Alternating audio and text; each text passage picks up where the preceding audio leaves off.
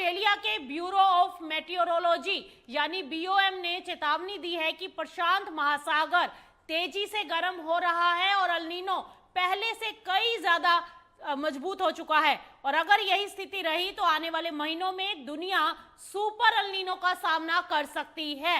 Report के अनुसार पिछले 2 हफ्तों में प्रशांत महासागर का तापमान करीब 0.3 डिग्री सेल्सियस बढ़ा है, वहीं नीनो 3.4 और इंडेक्स बढ़ता हुआ दिखाई दिया है, जबकि 1.24 डिग्री सेल्सियस तक पहुंच गया है, जबकि 0.80 डिग्री सेल्सियस पर ही अल नीनो की आधिकारिक स्थिति मानी जाती है।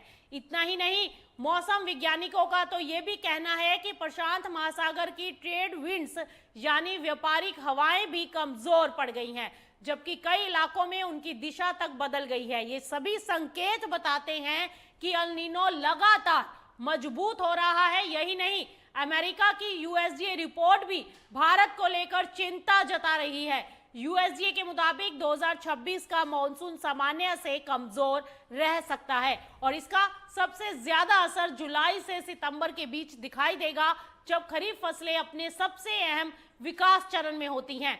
रिपोर्ट के अनुसार इस बार पूरे मॉनसून सीजन में बारिश सामान्य से करीब 10% कम रह सकती है। वहीं जून के मिड तक देश में बारिश करीब 32% कम दर्ज की गई थी और कई इलाकों में तो ये कमी 90% से भी ज्यादा रही और इसका असर अब खेतों पर दिखाई देने लगा है। खरीफ बुआई पिछले साल के मुकाबले करीब 3% पीछे चली गई है। आपको बता दें कि कपास की बुआई 23%, तिलहन 19%, मूंगफली 44%, तो तिल 60% तक पीछे है। हालांकि धान, मक्का और दालों की बुआई में अभी बढ़ोतरी देखने को मिली है। ऐसे में माना जा रहा है कि असली तस्वीर जुलाई और अगस्त की बारिश ही तय करेगी। अब सवाल यह है कि इसका असर बाजार पर क्या होगा।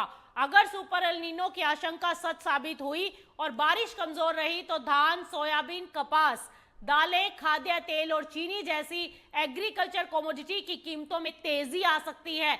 भारत तो पहले ही सोयाबीन आयात बढ़ाने की तैयारी कर रहा है, वहीं सोया मील की घरेलू कीमतें भी बढ़ रही हैं और चीनी के निर्यात पर रोक जारी रहने की संभावना भी बनी हुई है, ताकि देश में पर्याप्त सप्लाई बनी रहे। किसानों के लिए अब इस खबर का क्या मतलब निकलेगा?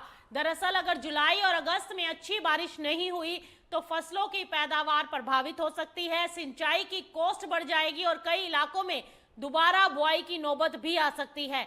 यानी कि इस बार भारत ही नहीं बल्कि पूरी दुनिया की नजर प्रशांत महासागर पर टिकी है, क्योंकि समुद्र का बढ़ता तापमान अब ये तय करेगा कि दुनिया में बारिश कैसी होगी, फसल कैसी होगी और आने वाले महीनों में कृषि जिंसों के दाम किस दिशा में जाएंगे।